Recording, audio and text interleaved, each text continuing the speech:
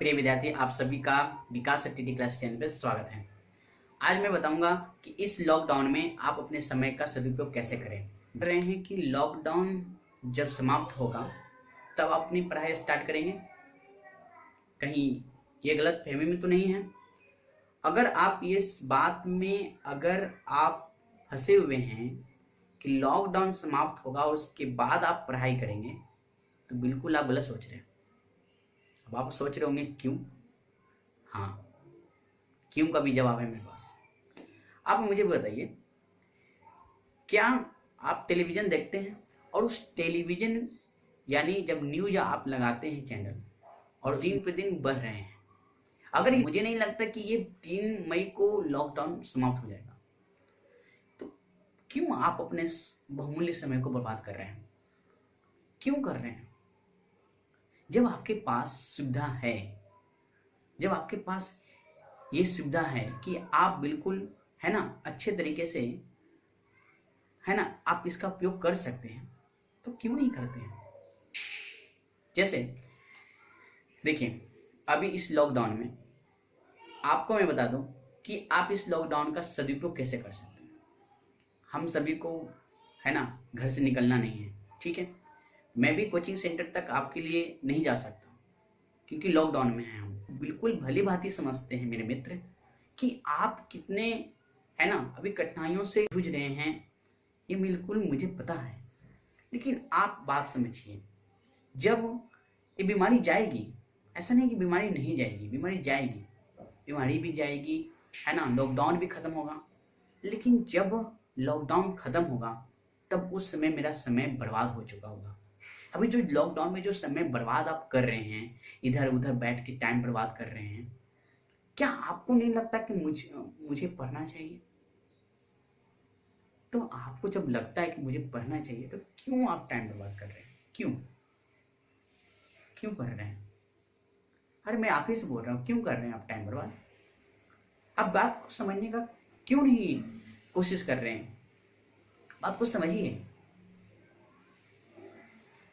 जब समय खत्म हो जाएगा तो इसी समय के लिए आप फिर से है ना, चाहे जितना भी प्रयास कर लें, हाथ पे मार लें, आपको कुछ नहीं होने वाला। जी हाँ, कुछ नहीं होगा आपसे। मैं आप ही से बात कर रहा हूं।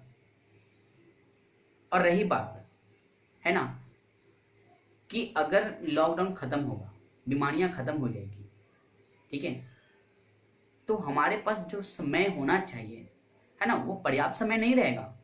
अब आप बात समझिए, इतना कम समय में इतने सारे लेसन्स, इतने सारे अध्याय हमें पढ़ने होंगे, हमें अध्ययन करने होंगे, तो आप बताइए कहाँ से अध्ययन करेंगे?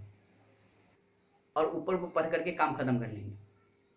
तो पढ़ने का ये मतलब तो नहीं होता है, मतलब ये नहीं होता कि हम इस तरह से पढ़ाई करें।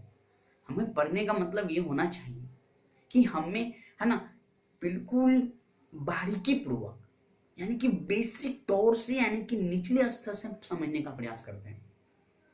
अगर ऐसा नहीं करते हैं तो हम बिल्कुल समझ नहीं सकते।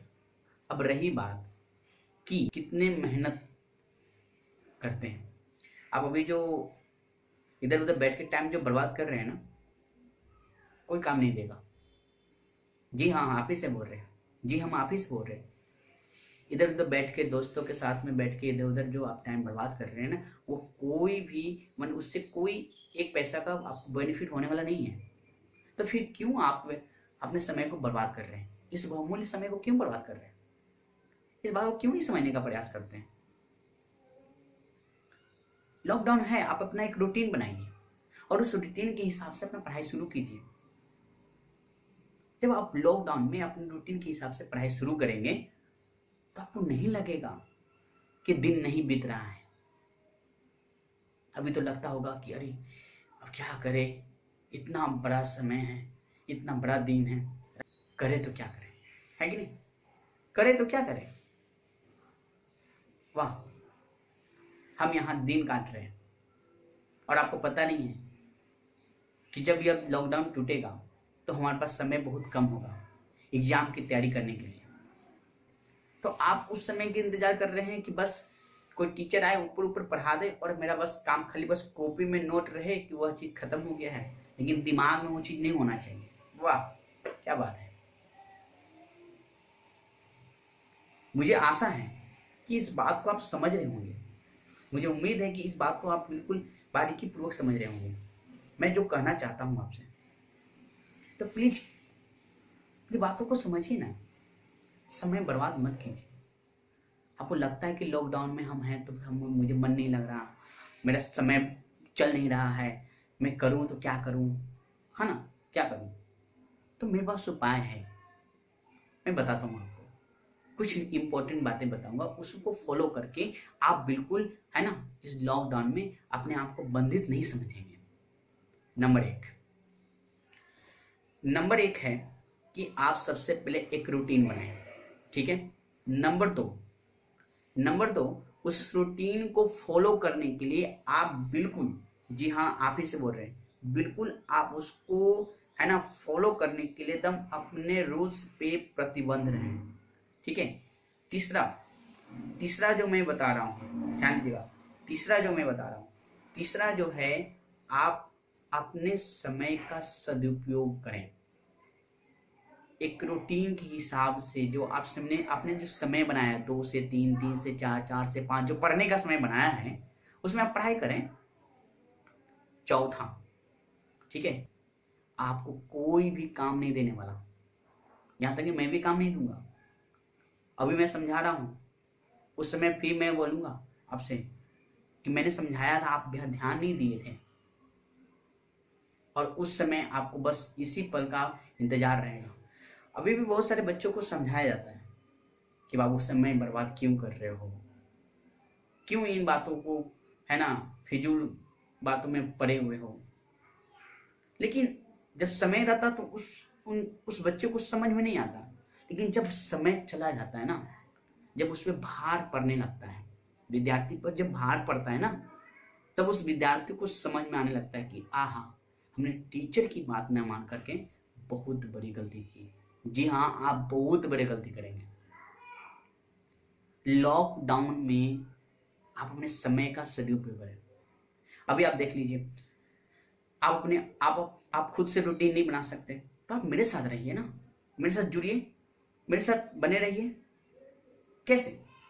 मैं सुबह का 7 बजे से 8 बजे तक लाइव क्लास लेता हूँ, जिसमें क्लास 8 और 9 क्लास चलता है। अगर आप चाहते हैं तो उस समय से ही जुड़ जाइए।